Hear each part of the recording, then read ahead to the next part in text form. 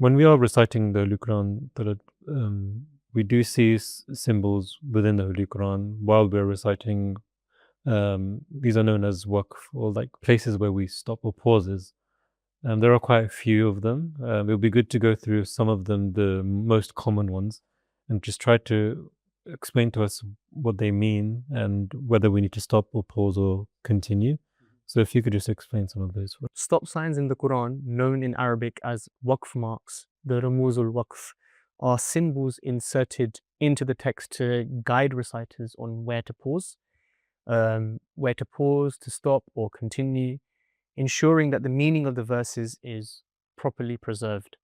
While the Quran was revealed orally, these punctuation-like marks were developed by scholars over time in later centuries to assist non-Arabic speaking population. So as we know, when Islam spread, obviously people were reciting the Quran, so that these punctuation marks were there to assist and aid them so that they don't make the mistakes.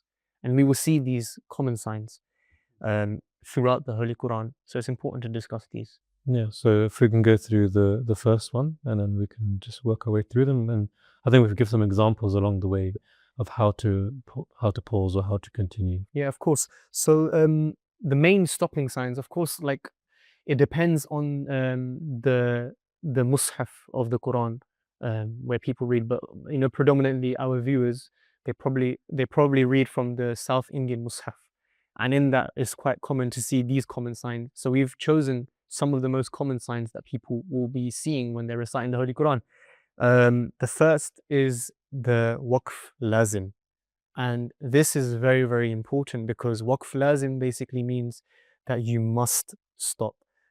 Continuing can distort the meaning. I think it's important to add over here that, people might say, why does it matter to, adhere to these stop signs? Sometimes stopping at the wrong place can change the meaning. So these symbols are like road signs, they tell you where to stop, where to continue, and where a pause is optional, so that the reciter, it enhances the quality of your recitation. So these are very, very important things to consider when, any qari, any person who wants to improve their recitation will always look to this, and according to whatever they feel that they can do, they will look to where it's a must to stop, where it's important and not. Like, what do these symbols look like exactly, and especially with the waqf lazim? So the waqf lazim, we should have that on the screen. It will be like a small meme sign. Okay, so it's bigger, it's different size to the actual text of the Quran. Of course, it will be something smaller, inserted by the people that have printed the Quran. They'll put it in the middle of the verse so that you understand, okay, this is a punctuation mark or something in the middle. As he said, it's the meme sign, waqf lazim. It means you must stop here. Continuing can distort the meaning. And one example is from Surah Al-Baqarah, chapter 2, verse 254. And as we can see over here, تِلْكَ الرُّسُلُ فَضَّلْنَا بَعْدَهُمْ عَلَى بَعْضٍ. So over here, we have the waqf lazim, and then over here afterwards is مِنْهُمْ مَنْ كَلَّمَ اللَّهُ. So it's must to stop over here. It's important for the meaning of the verse. If you continue without stopping, it incorrectly links two separate meanings. So the first one is like a general statement, and then then it's the other statement is a different meaning to it. So that's why it's really, really important to stop over here. That's really good. Are there any other letters or symbols we look? Yeah, so the next one is the waqf mutlaq, and that is the absolute stop, and that is normally with the ta, the absolute stop with the ta, and it's better to stop here than restart smoothly. And one example is from chapter 6, verse 37. إِنَّمَا يَسْتَجِيبُ الَّذِينَ يَسْمَعُونَ وَالْمَوْتَى يَبْعَثُهُمُ اللَّهُ. So of course, like, it's better to stop here because the sentence is complete and a new topic begins after it. So it's important to take that into consideration when you're reciting the Holy Quran. So yeah, the next one is waqf jaiz. So waqf jaiz basically means permissible, and it will be marked with the jim, a small jim sign in the middle of a sentence or an ayah.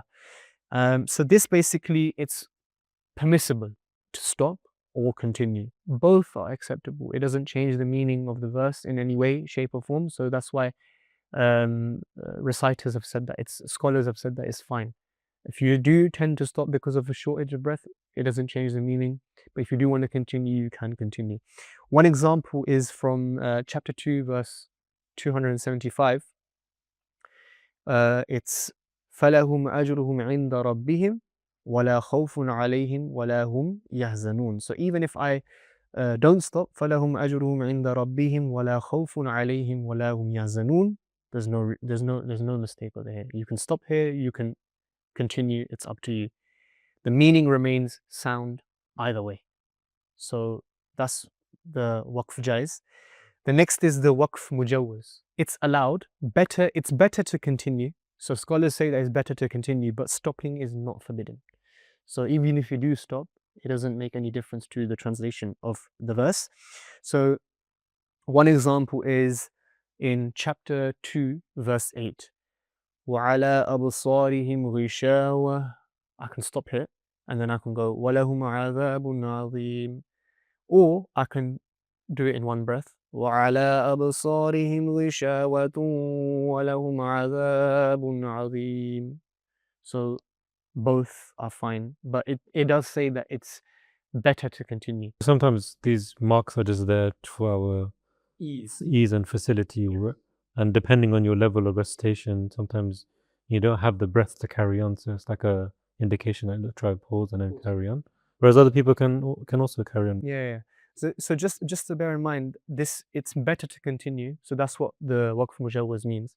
When you do continue, the sentence is more fluent when it's connected instead of pausing. So that's why they say that it's better to continue. The next one is the waqf murakhas, and that will be with the sad. And it means stop only if you need a breath. Continue if you can, and it's preferable to continue. So let's say a long verse comes and you come across this verse and this stop sign and you're running out of breath and you know that you won't be able to finish it, then you can stop. So chapter 2, verse 244, we have وَهُمْ أُلُوفٌ حَذَرَ الْمَوْتِ فَقَالَ لَهُمُ اللَّهُ. So if I'm reciting this and I do need to stop, I can stop at the verse over here, or I can just continue all in one go. You gave an example of when you stopped, so how will it sound? Because it is permissible, how will it sound if you were to continue your breath and finish the verse? So if I do continue, it will be وَهُمْ أُلُوفٌ حَذَرَ الْمَوْتِ فَقَالَ لَهُمُ اللَّهُ. So I will be reading the vowel underneath that there. So that's another important point that we'll touch, that when you do stop, you stop on a letter, it turns into a sakin. So that's the common thing. But if you are continuing, then you have to read the vowels. Yeah, so another one is the qaf. Is there a name given to that for this pause? Yeah, so the next one is the qila. So alayhi al-waqf, that's what it's called sometimes, you know. And this is with the qaf, yeah, with the qaf.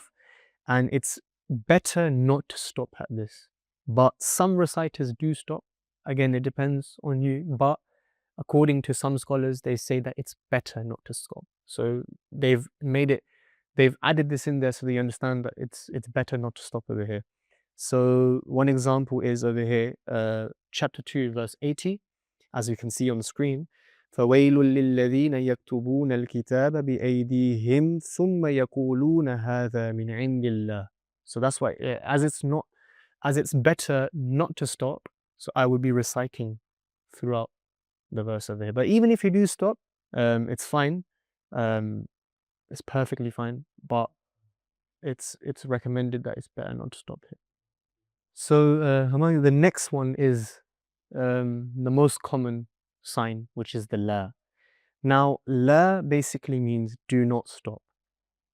You know, you should not stop here unless you're absolutely out of breath and you stop. But even then you have to go back into the verse and make sure that you do cross this. If you must stop, restart from a suitable earlier point and then cross this. But it's absolute must that you do not stop here in the lam and start from the next. So it's important that you do cross in your recitation. So one example is from chapter 2, verse 12, and it's وَإِذَا قِيلَ لَهُمْ لَا تُفْسِدُوا فِي الْأَرْضِ قَالُوا إِنَّمَا نَحْنُ مُصْلِحُونَ. So over here, I did not stop over here because you should not stop here. That's what la means over here. And if you were to So let's stop say, for- for example, let's say I'm reciting and I end up stopping. وَإِذَا قِيلَ لَهُمْ لَا تُفْسِدُوا فِي الْأَرْضِ. If like my breath has gone now, if I stop over here, then I'll go back to a suitable place and I'll be like, I'll start from over here.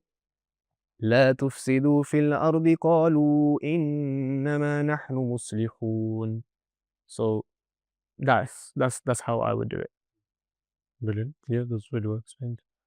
Do you any other pauses you want to go through before we go to the next rule?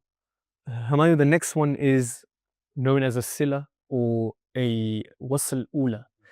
And over here, when this sign comes, it's better to continue rather than stop. So one example I've got from the Holy Quran is from chapter 6, verse 142. كُلُوا مِن ثَمَرِهِ إِذَا أَثْمَرَ وَآتُوا حَقَّهُ يَوْمَ حَصَادِهِ وَلَا تُسْرِفُوا. So when this verse comes, then of course it's better to continue. But again, even if you do stop, then the best way is to go back to a desired place where it will make sense in the verse and start and try and go forward without pausing. The next one is the kif, which is a recommended pause, but it's not compulsory. It's recommended to stop here. You should stop here, but it's not compulsory. Chapter 2, verse 84. وَإِذْ أَخَذْنَا مِيثَاقَ بَنِي إِسْرَائِيلَ لَا تَعْبُدُونَ إِلَّا اللَّهَ وَبِالْوَالِدَيْنِ إِحْسَانًا. So again, you can see over here, it's recommended to pause, but it's not compulsory. I can just, لا تعبدون إلا الله وبالوالدين إحسانا. It depends all on your recitation. So we covered quite a few of the stop signs. There's just probably a few more. I want to touch on one in particular, which is the 3 dots you see, in particular in the beginning of Surah Baqarah. Sometimes people don't know how to navigate through those. If you should pause at both of them, or you should skip them, or just stop at one. I think it'll be interesting and valuable to know if you could explain how to go about that. So we've mentioned the main stop signs, but you would see certain special signs, and one of them is waqf, mu'anaka, yeah? And you will see them come in a pair of 3 dots. And this is called the embracing stop in English. You either stop at one of the 2 dots, but you do not stop at both. So if you choose to stop so it will always come in a pair. So you'll see the first sign and then you'll see the second sign. If you choose to stop at the first, then you must not stop at the second. But if you don't stop at the first, then you must stop at the second. So that's very, very important. I think the best example of mu'anaka is in Surah Al-Baqarah, which is the verse, ذَلِكَ الْكِتَابُ لَا رَيْبَ فِيهِ هُدًى لِلْمُتَّقِينَ. So as we can see over here, ذَلِكَ الْكِتَابُ لَا رَيْبَ. Yeah, لَا رَيْب.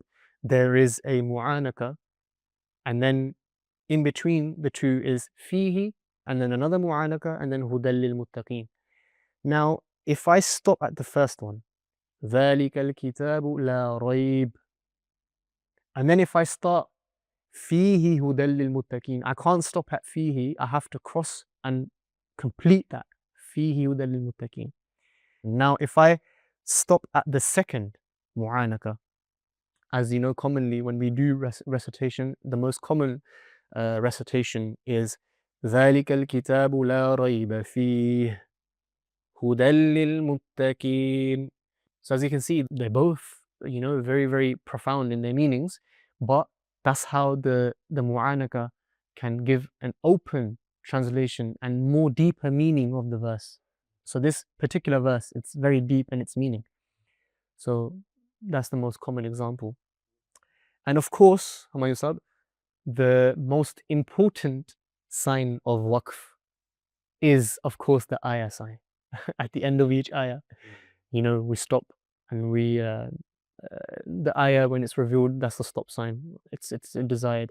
But on some verses of the Holy Quran, at the end of the ayah sign, you will see a lam. In that case as well, you are allowed to cross in those cases. But if you do cross it, then you have to understand that you must complete the next verse. So I have one example in Surah Al-Fatiha. We have Ar-Rahman Ar-Rahim, and then we have the next verse, Maliki Yawmiddin. Now, if I was to read these two verses together, I have to complete it. So I can't break the next verse. I will read it in this way. Ar-Rahman Ar-Rahim, Maliki Yawmiddin. So that will be the correct way. Yeah, and I think you've touched upon a lot of tips there, and also the importance of not stopping and also stopping. And we shouldn't mix those up, because if you do, then as you mentioned, either the meaning of the verse can change, or the whole recitation will Of course, be false. And when we're stopping, the last letter is read with a sukoon. I mentioned this earlier, and no final vowel sound will be produced. So no fatha, no kasra, no dhamma. If I'm stopping, it will turn into a sukoon. Now, if the word ends with a ta marbuta, then it is commonly read like a ha. So if I'm stopping at ta marbuta, it will turn into a ha when stopping. And do not keep pronouncing the last fatha, kasra, dhamma after you stop.